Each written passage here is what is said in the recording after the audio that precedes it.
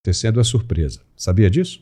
Os internautas acabaram resgatando e voltaram a publicar um vídeo cheio de profecias sobre, adivinha o quê? A entrada do ministro na Suprema Corte. Entidades fizeram até abaixo-assinados, pedindo para que ele não fosse aprovado na sabatina do Senado. Vamos rever agora o vídeo que voltou a circular. Veja aí. Na véspera da sabatina de Alexandre de Moraes, o Senado recebeu um abaixo-assinado contra a indicação dele ao Supremo Tribunal Federal. Estudantes de direito da faculdade onde ele leciona lideram o protesto. Com tremenda inquietação, a nota de repúdio foi lida pela presidente do Centro Acadêmico da Faculdade de Direito da Universidade de São Paulo. A manifestação veio acompanhada de mais de 270 mil assinaturas. Ela também tem o apoio de entidades da sociedade civil, como a Associação de Juízes para a Democracia e o grupo Tortura Nunca Mais. A nota alega que Alexandre de Moraes, indicado ao Supremo Tribunal Federal, tem uma postura partidarizada e não cumpre os requisitos para ocupar uma vaga na Suprema Corte. Diante da crise do sistema carcerário recentemente, a gente viu uma atitude displicente dele, incompatível com o cargo. O Centro Acadêmico já tinha se posicionado contrário a esse posicionamento dele e...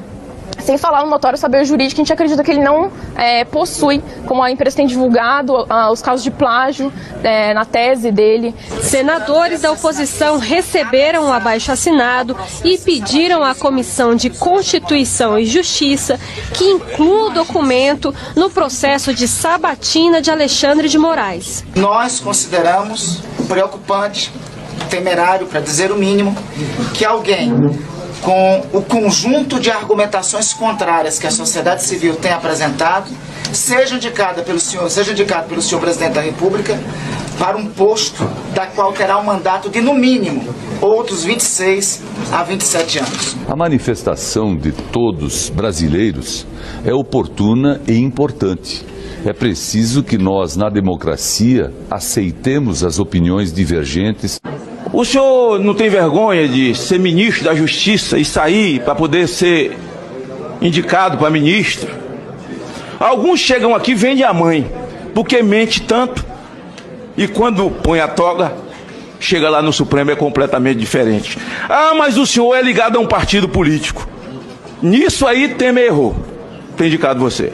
Ah, brincadeira tem hora. Chegaram muita denúncia contra o senhor, manifestações contra o senhor. Não se separa um homem das suas convicções. Porque disseram que tinha um processo contra o senhor também, mas o senhor sabe que seu futuro pretenso colega Barroso, antes de ser sabatinado e antes de ir para plenário, ele tinha processo no STJ na Maria da Penha, de ter batido em mulher. O povo brasileiro não tão somente perdeu respeito pela classe política, mas perdeu respeito também pelas cortes supremas desse país. Pisolato, não tem como fugir disso, né? Até mesmo o próprio ministro já deveria saber que, diante de um julgamento tão polêmico como esse, o nome dele iria vir à tona em qualquer lugar, em todos os lugares, todo mundo iria comentar, né? Ele deve saber disso. Agora, os caras foram avisados, né, Pisoto? Foram avisados, e tá tudo acontecendo do jeito que foi avisado lá atrás, rapaz. Você veja que, olha, como é que as coisas mudam conforme as conveniências. Nós vimos ali o senador Randolfo Rodrigues, o deputado Lindbergh Farias, a Gleisi Hoffmann, que era senadora na época, participou da sabatina.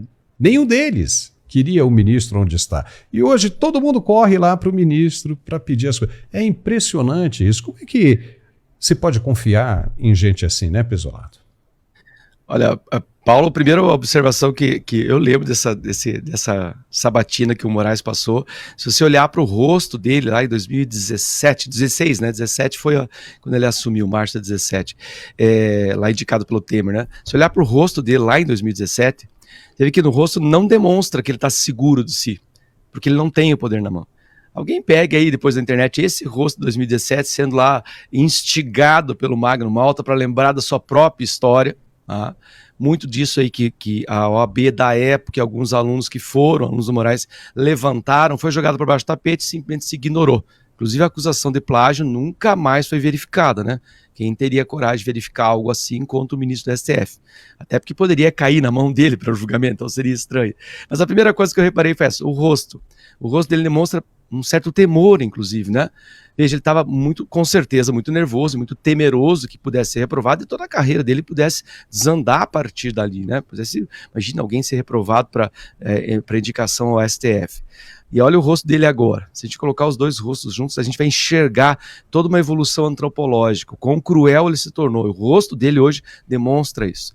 Se a gente olhar o olho dele, a bochecha, o queixo firme, ele está realmente muito poderoso no Brasil.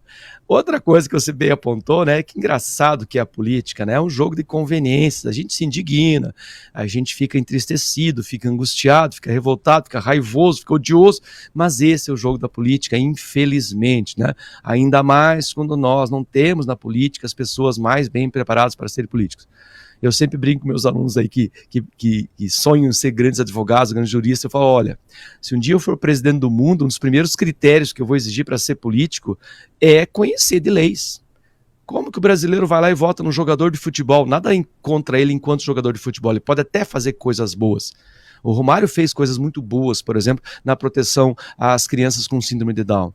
Mas ele seria previamente um bom candidato a político? Ele não entende nada de leis, ele só tinha quinta série, o Tiririca só tinha quinta série. O brasileiro precisa aprender a votar, o ser humano é o único capaz de escolher como líder, não o melhor, o mais forte do bando. A gente escolhe o leão pela média. A gente tem um presidente que estava condenado. Então, como assim? Por isso que você falou antes da pesquisa que fizeram sobre a aprovação do STF, tá lá, mais de 52% recusaram, né? Reprovam. Mas 20% aprovam. Meu Deus, eu queria viver nesses 20% aí. Essas pessoas devem ser os indiferentes. Não é possível que 20% ou não entendem absolutamente nada de lei,